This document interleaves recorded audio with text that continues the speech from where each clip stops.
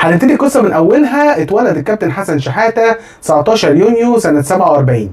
اتولد في اسره رياضيه، كان بيحب كره القدم قوي. بدأ يلعب كرة القدم من وهو عنده 10 سنين في المدرسة الابتدائية اللي هو كان فيها، وفضل يلعب لحد ما وصل للمدرسة الثانوي اللي دخلها، وكان وقتها بيلعب في المدارس لحد ما وقتها دخل نادي كفر الدوار اللي كان بيلعب في دوري الدرجة الثانية. وقتها المنتخب القومي كان بيروح يلعب ماتشات مع المنتخبات الإقليمية زي منتخب القناة، منتخب الصعيد، منتخب بحري.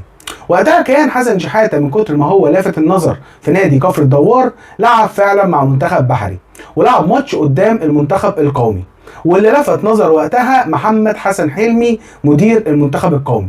راح وقال له تيجي تلعب في الزمالك، وطبعا الكابتن حسن شحاته وافق على الفور لان هو من عشاق نادي الزمالك.